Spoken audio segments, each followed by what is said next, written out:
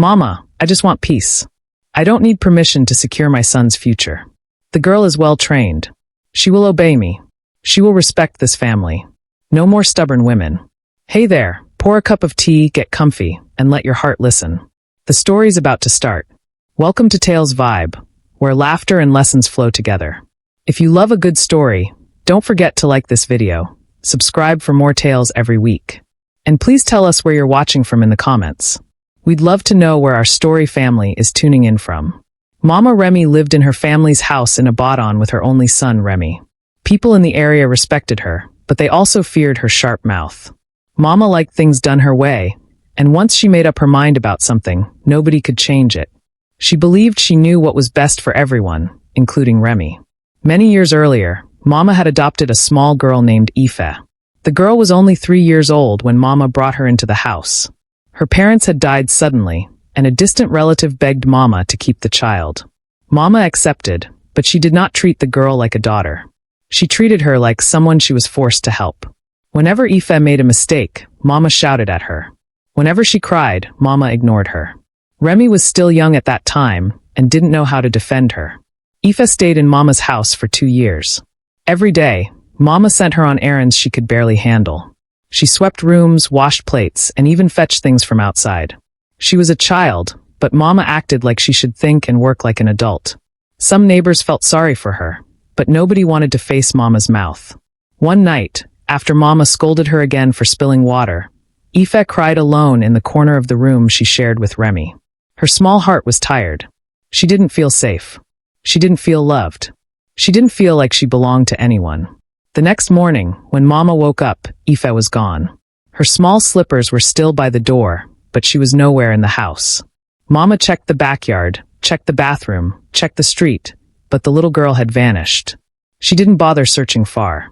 Instead, Mama said the girl must have been stubborn and ungrateful. Nobody heard from Epha again. Years passed. Remi grew older, went to school, and became a hardworking young man. Mama raised him with strict rules. When Remi started dating, Mama always had something negative to say. She complained about their looks, their manners, their cooking, or their behavior. She claimed no woman was good enough for her son. When Remi finally married Tommy, Mama found fault with her from the first week. She corrected her harshly and criticized her every move. Tommy tried to cope, but Mama's behavior drained her. One morning, Tommy left a simple note saying she had tried her best, but could no longer stay in the marriage. Remi was heartbroken, but Mama felt no guilt. She said Tommy was weak. Later, Remi married Beezy, a bold and outspoken woman. But even Beezy could not stand Mama's attitude. After several arguments, Beezy also left. Mama claimed she had removed another bad woman. What Mama didn't know was that the seed she planted years ago, the same seed that made a little girl run away at age 5, was still alive. And soon, the past she ignored would come back into her life in a way she never expected. After Beezy left the marriage, Mama Remy carried herself with pride, as if she had chased trouble away. She told neighbors that both Tommy and Beezy were never fit for her son. She always said Remy needed a woman who respected her authority. But deep down, people around her knew the truth. Mama was the common problem. Remy, now older and quieter, no longer argued with his mother. He felt too tired to defend himself or any woman. Whenever marriage topics came up, he simply kept quiet. But Mama refused to leave him alone. Her biggest fear was that her only son would remain single forever. To her, it would mean she failed as a mother. One afternoon, she called Remy into the sitting room. "Remy, you are almost 40. You are still here without a wife," she said sharply. Remy sighed. He didn't want another fight. "Mama, you have chased away everybody," he said calmly. "Because they were not good." Mama fired back. "Are you saying I cannot choose what is right for you? I carried you. I trained you." Remy didn't respond. He simply walked out. He had learned that arguing with Mama never solved anything. After thinking for days, Mama came up with a plan. She believed the only way to secure Remy's future was to personally pick a wife for him. Someone she could train and control. Someone who would not talk back. Someone who would not leave like Tommy and Beezy did. Someone she believed she could mold. She traveled to her hometown to search for a young woman who looked respectful. She spoke to a few families and asked questions about their daughters. Eventually, she heard about a calm and soft-spoken lady named Ifeoma. The girl lived with a relative and was known to be hardworking and humble. Mama liked what she heard. Without wasting time, she approached the family and introduced herself proudly as a mother looking for a wife for her accomplished son. The family welcomed the idea. Ifeoma listened quietly as Mama spoke with confidence about wanting a good daughter-in-law. Unknown to Mama, Ifeoma was not just any girl. Behind her gentle behavior was a past she kept carefully hidden. The moment she saw Mama, something in her heart tightened. She recognized the woman instantly. The face had changed slightly with age, but the eyes and the voice remained the same. Mama was the woman who had made her childhood a nightmare. Mama was the same person she ran away from when she was only 5. But Ifeoma didn't show any reaction. She greeted Mama calmly, the same way she had greeted her years ago as little Epha. Mama didn't recognize her at all. Mama returned to Ibadan, excited that she had finally found the right girl. She told Remi she had selected a wife for him, whether he liked it or not. Remi was shocked but stayed quiet. He knew arguing would not change anything. In Mama's mind, everything was falling into place.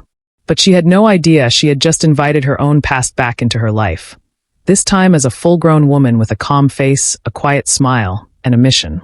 When Mama returned from the village, she carried herself with the confidence of someone who had solved a long-standing problem.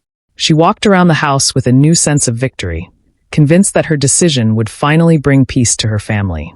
She called Remi into the sitting room again. "Remi, I have found your wife," she announced with pride. Remi looked at her quietly. He was used to her decisions and long speeches. "Mama, you went to the village, without even telling me?" he asked calmly. "I don't need permission to secure my son's future," she replied. "The girl is well trained. She will obey me. She will respect this family. No more stubborn women." Remi rubbed his forehead. He was tired of the same pattern. "Mama, I just want peace," he said. "That is why I chose this girl," Mama replied. "Her name is Ifeoma. She is humble and quiet. She will not give you trouble." Remi didn't argue further. He didn't know whether to accept or resist. Living with Mama had taught him that resisting her often led nowhere. Still, he worried about marrying someone he barely knew. But Mama was already planning everything without him. Over the next few days, Mama told everyone that Remi's wedding was coming soon. She invited her friends, informed her sisters, and even told the pastor in church. She said it with so much confidence that nobody doubted her. To Mama, Ifeoma was a gift from God, the answer to her complaints. While Mama celebrated, Ifeoma prepared herself in silence. She kept remembering the small girl who ran away years ago. She remembered how Mama shouted at her, pushed her aside, and never saw her as a child that needed love. She remembered sitting outside the house crying with no one to comfort her. She remembered the day she ran away, barefoot, tired and scared, but determined never to return. Now she was returning, not as a helpless child, but as a woman who understood pain and growth. Her plan was not to destroy Remi. She just wanted Mama to face the mirror she had avoided for so many years. Mama didn't know she was bringing back the same person she once drove away. She didn't know the girl she called stubborn was now the woman she praised as well-trained. She didn't know she was inviting her own past into her living room. 2 weeks later, Mama arranged a small introduction ceremony at the Ibadan house. She decorated the sitting area and made calls to her relatives. She even rehearsed the speech she would give about choosing the right daughter-in-law. Remi attended quietly, unsure of how things would unfold. When Ifeoma walked into the house, Mama welcomed her warmly, smiling as if she had never hurt a fly. Ifeoma greeted everyone respectfully, her voice steady and calm. Mama held her hand proudly. "This is the wife I chose for my son," she said. But Ifeoma looked at Mama with eyes that carried memories Mama couldn't recognize. The stage was set, and Mama's past had officially stepped back into her home. After the introduction in Ibadan, Mama wasted no time pushing for the wedding. Remi followed along quietly, still unsure how everything moved so fast, but he didn't want another round of arguments with Mama. Within weeks, the marriage was completed, and Ifeoma officially became his wife. Remi took his new bride to Lagos, where he lived and worked. The house was modest but comfortable. When they arrived, Remi carried her bags inside and showed her around the rooms. Ifeoma moved with calm confidence, observing everything silently. Remi felt relieved that she seemed responsible and organized. For the first few days, Ifeoma behaved exactly the way Mama described her. Quiet, respectful, and gentle. She arranged the house neatly, cooked simple meals, and checked on Remi when he returned from work. Remi appreciated the peace. After 2 failed marriages, he prayed this one would not bring drama. Whenever he called Mama to tell her how things were going, Mama bragged loudly. "I told you she is a good girl. You see now. Follow my advice and you will enjoy your life," she would say. Remi never argued. He simply let her enjoy the moment.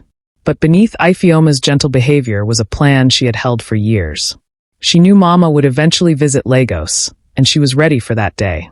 Not to fight or destroy, but to make Mama face the same treatment she once gave others, especially the small girl who cried alone in her house many years ago. 1 week after the wedding, Mama called Remi and announced she was coming to Lagos to check on things. Remi sighed internally but agreed. Mama arrived 2 days later, stepping into the house with her usual authority. She looked around as if inspecting her own property. "Ifeoma," she called sharply. "Yes, Mama," Ifeoma answered softly. Mama smiled proudly. "Good. I want to see how you are running this house." Remi watched them carefully, hoping for peace. At first, everything seemed fine. Ifeoma welcomed Mama politely and offered her food. Mama ate and relaxed, pleased that her choice seemed perfect. But as the days passed, Mama began acting like she owned the house. She corrected Ifeoma's cooking, criticized how she arranged the kitchen, and even tried to dictate how the couple should live. Remi tried to manage the situation, but Mama acted exactly as she had done in Ibadan. This time, Ifeoma did not bow or break down. She simply observed Mama's behavior, the same way she watched her many years ago as a child. She stored every word and kept her calm. One afternoon, Mama shouted at her for not serving her food quickly. "You don't have sense. Are you deaf?" Mama barked. Remi looked embarrassed. "Mama, please now. Keep quiet." Mama snapped. Ifeoma stood quietly and nodded. But inside her, something clicked. She remembered those same words, shouted at her when she was a child. The time for silence was ending. What Mama didn't know was that Lagos would become the place where her past finally answered her back. Mama's stay in Lagos was supposed to be only a few days, but as usual, she extended it without asking anyone. She behaved as if she owned the house and as if Remi and Ifeoma were tenants living under her instruction.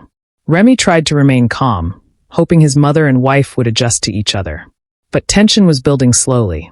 The day after the shouting incident, Mama resumed her criticism as if nothing happened. She corrected the way Ifeoma swept the floor, the way she folded clothes, even the way she spoke. Remi could see that Ifeoma was no longer as patient as before. She remained respectful, but her silence carried meaning. When Remi left for work, Mama became more demanding. She woke Ifeoma early, gave her long lists of chores, and insisted everything must be done her way. If Ifeoma delayed for a moment, Mama would scold her sharply. "You are too slow. I don't know who trained you," Mama said one morning. Ifeoma stood still for a moment, her eyes calm. "I was trained well, Mama," she replied softly. Mama hissed. "Who trained you? You talk as if you come from a proper home." Those words cut deep, but Ifeoma held herself. She didn't reply further. By the 3rd week of Mama's stay, the pressure became heavier. Whenever Remi returned from work, Ifeoma behaved gently so as not to cause trouble, while Mama pretended everything was fine. Remi sensed something was off, but Mama controlled the conversation so skillfully that he doubted his instincts. One afternoon, Mama accused Ifeoma of refusing to give her enough food. "You want to finish me in this house," Mama shouted. Remi looked at his wife. "Ifeoma, what happened?" he asked. Before she could explain, Mama jumped in. "Don't let her deceive you. She is forming quiet, but she has a wicked heart." Ifeoma simply bowed her head.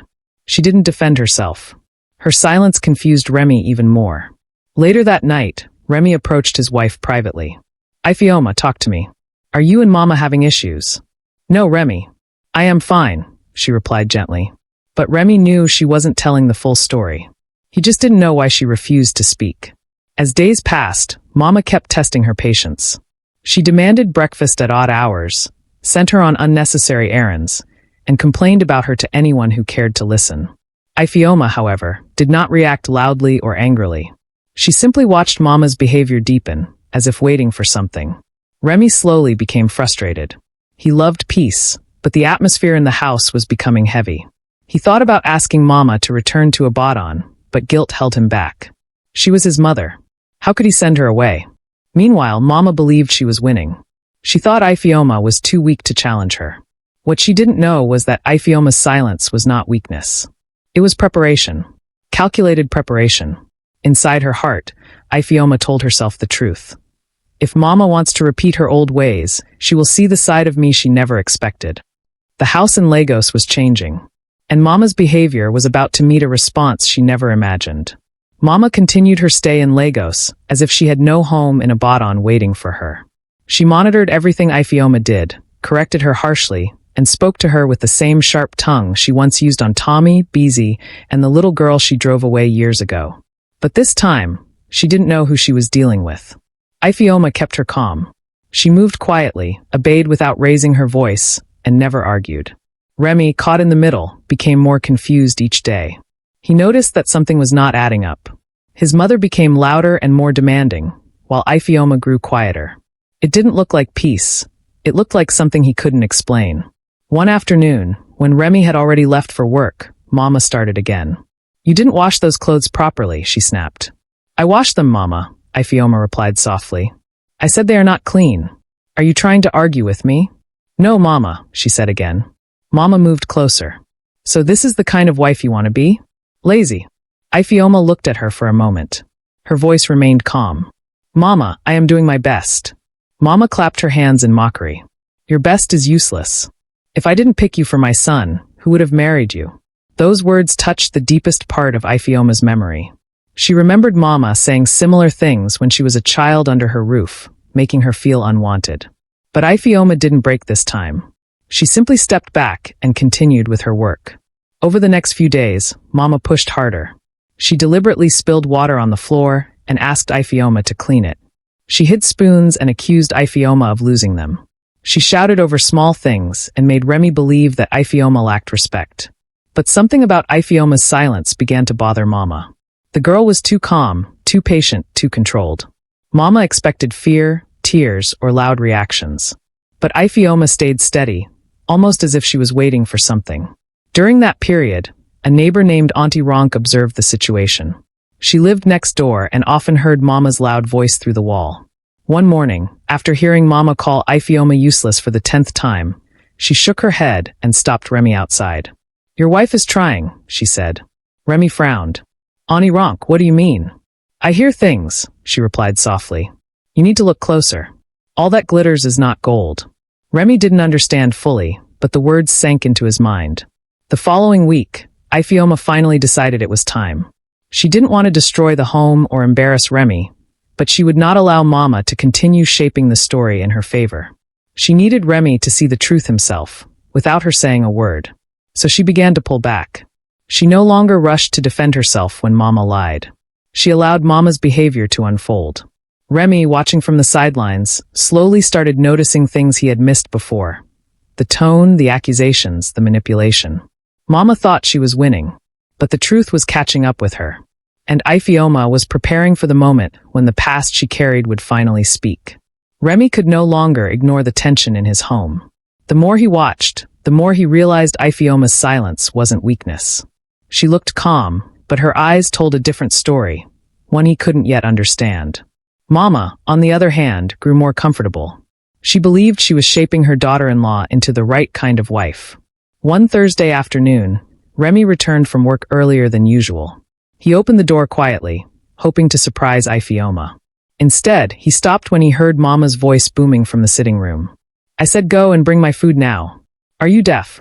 Mama barked. "I will bring it, Mama," Ifeoma replied softly. "That your soft voice irritates me." "Fake humility," Mama snapped. Remi paused. He remained by the doorway unseen. He expected Ifeoma to react, but she stayed calm. She walked toward the kitchen without a word. Mama wasn't done. She continued shouting, complaining that the house was too quiet, that Ifeoma was too slow, and that Remi deserved better. Remi stood there shocked. He had never heard Mama speak with such bitterness when he wasn't around. He waited to see if Ifeoma would talk back, but she didn't. When Ifeoma brought out the food, Mama pushed the tray slightly. "What is this? You want to starve me? Is this enough food for someone my age?" "It is the same portion you asked for, Mama," Ifeoma replied. "Are you calling me a liar?" Mama yelled. Remi's chest tightened. He stepped inside slowly before Mama could speak again. Mama, he said quietly. Mama jumped, surprised. Remi, you're back early. I was just telling your wife how to take care of me. Ifeoma lowered her head without a word. Remi sat down and stared at both of them. Mama kept talking, trying to explain that she was only correcting Ifeoma. But Remi wasn't listening. He kept hearing the words she shouted earlier. After dinner, Remi pulled Ifeoma into their room. Why didn't you tell me everything happening? He asked calmly. Ifeoma looked up at him. You wouldn't have believed me, Remi. Mama is your mother. I didn't want to cause problems. Remi wanted to argue, but he knew she was right. Every time Mama complained, he instinctively took her side. He rubbed his forehead, confused and ashamed. The next morning, Remi decided to observe more closely. He left for work later than usual and pretended he forgot something. He turned back quietly and stood outside the door. Again, he heard Mama's harsh tone. You think because you married my son you can relax? Stand up. Clean this place again. I cleaned it, Mama, Ifeoma said softly. Are you saying I didn't see well? Mama snapped. Remi couldn't take it anymore. He opened the door and walked in. Mama froze. Ifeoma looked down, not wanting trouble.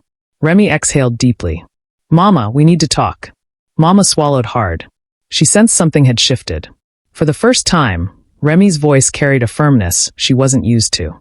The truth she had hidden behind complaints and shouting was finally catching up with her. And Ifeoma's silence had spoken louder than any argument. When Remi told Mama they needed to talk, she forced a smile, hoping to control the situation. Remi, don't mind this girl. I'm only correcting her, she said quickly. But Remi didn't respond. He looked tired, as if something inside him had finally snapped into clarity. Mama, I have been watching. Things are not adding up, he said quietly. Mama felt a sharp fear inside her, but she hid it with pride. So you believe her over me? Your own mother? I didn't say that, Remi said calmly. But I heard some things with my own ears. Mama froze. She didn't know he had been listening. Well, what did you hear? She asked. Remi didn't answer. Instead, he turned to Ifeoma. Did Mama treat you like this from the beginning? He asked. Ifeoma looked at him with calm eyes. Remi, I didn't want to say anything. I didn't want to cause trouble in your home. Mama hissed. She is pretending. Don't let her deceive you. But Remi raised his hand slightly. Mama, please. That single gesture shocked Mama. Remi had never asked her to stop talking before. Ifeoma stepped forward. I never wanted to fight Mama. I only wanted peace. But Mama has not allowed that peace since she came. Mama's eyes widened. You are lying. You have been rude since day one. Remi didn't shout. He simply asked, Mama, when did she ever shout at you? When did she insult you? When did she raise her voice? Mama opened her mouth, but nothing came out. She couldn't remember a single incident. Ifeoma had been patient from the beginning. Remi exhaled and rubbed his forehead. Mama, I am begging you. Let's stop this. I don't want my marriage to scatter because of constant fighting. But Mama wasn't used to being corrected. Ah, so this is how it is now. A stranger will come between us? Ifeoma looked at her steadily. Mama, I am not a stranger. Mama turned sharply. Then who are you? What nonsense is that? The room went still. Remi looked from his mother to his wife, confused. Ifeoma swallowed gently. Mama, you know me. Or rather, you knew me a long time ago. Mama blinked fast. What are you talking about? Ifeoma's voice was steady but emotional. You took in a small girl many years ago. She came to your house at age 3. She stayed for 2 years. You mistreated her every day. Remi's eyes widened. Small girl?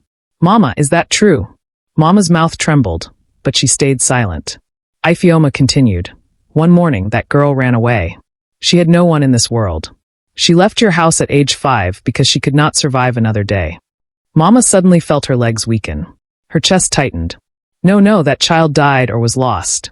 I don't know. She didn't die, Ifeoma said softly. She grew up. She changed her name. She built a life. And now she is standing right in front of you. Remi turned slowly toward his wife, shocked beyond words. Ifeoma wiped a small tear.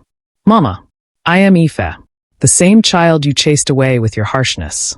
Mama gasped, holding the chair for support. The past she denied had finally spoken. Mama stood speechless, staring at Ifeoma as if she had seen a ghost. Her lips trembled, and her eyes moved slowly from Remi back to Ifeoma. You can't be that child, she whispered. I am, Ifeoma replied calmly. I remember everything. The shouting. The insults. The fear. I ran away because I thought you would never stop. Remi felt the weight of the moment crush his chest. Mama, you adopted a child? He asked quietly, shocked. Mama nodded weakly. Yes, but she was stubborn, she cried too much. She was 5, Ifeoma said gently. A child that needed comfort. Mama sat down slowly, unable to look at either of them. Epha, I didn't know you were alive, she said. When you disappeared, I told myself you chose to leave. I told myself I did nothing wrong, but deep down I knew. Remi placed his hand on his head. So all this time, none of us knew the truth. Ifeoma breathed in deeply. Mama, I didn't come into this house to destroy your son or scatter your home. I came to face the woman who hurt me when I was defenseless. I wanted you to feel a little of what you gave me. Mama bowed her head, tears coming down slowly. I was harsh. I was blind. I treated you like a burden. I treated Tommy and Beezy the same way. I thought I was protecting my son, but I was chasing everyone away. For the first time since she arrived in Lagos, Mama fell completely silent. Not in pride, but in shame. Remi knelt beside his mother. Mama, please let this end here. You have a chance to make things right. Mama wiped her tears with shaking hands. Epha, my daughter, I am sorry. I failed you when you needed me most. I allowed my pride to guide me. I pushed you out. I pushed everyone out. I don't deserve forgiveness. Ifeoma moved closer and knelt too. Mama, I already forgave you. The hurt stayed with me for years, but I didn't come to destroy you. I came to show you what your actions did. Mama held her hand and wept. Thank you for not giving up on yourself, and for coming back. Remi embraced both women, tears falling freely. The house that once held tension was now filled with quiet reconciliation. A few weeks later, Ibadan. Mama returned to her home in Ibadan, a changed woman. The neighbors noticed immediately. Her voice was softer, her steps calmer. She no longer spoke like someone who owned every fight. People were shocked to see her apologize quickly whenever she was wrong. She joined the women's fellowship and shared her story openly, how pride had blinded her, how she mistreated people, how her past found her again in her son's home. She spoke of Ifeoma with honor. She is my daughter, she would say. She is the one God used to save me from myself. And she meant every word. Mama's return to Ibadan was different this time. She didn't walk into the house with the loud confidence she once carried. She moved with intention, knowing she had a second chance to rebuild what her attitude had broken for years. Her neighbors noticed a change almost immediately. They expected her usual complaints. But instead, she greeted them politely and kept her voice calm. Inside the house, Mama sat alone many times, thinking about the past she had tried to forget. She remembered the small child who cried silently in the corner. She remembered Tommy's tired eyes and Beezy's bold resistance. She remembered pushing everyone away because she believed she was right. Now she understood how wrong she had been. One afternoon, Mama invited a few women from her fellowship to her house. She prepared simple refreshments and told them she had something important to share. When they settled, she took a deep breath and spoke openly. I want to confess something, she began. For many years, I believed I was protecting my son, but I was the one breaking his home. My pride made me chase away good people. Even a child I adopted suffered under my hand. The women listened quietly. Nobody interrupted her. Mama continued. The girl I maltreated returned to me as my daughter-in-law. I didn't recognize her, but she remembered everything, and still she forgave me. Some of the women gasped softly. Others nodded, touched by her honesty. I am not telling you this to gain pity, Mama said. I am telling you because many of us think we are right even when we are wrong.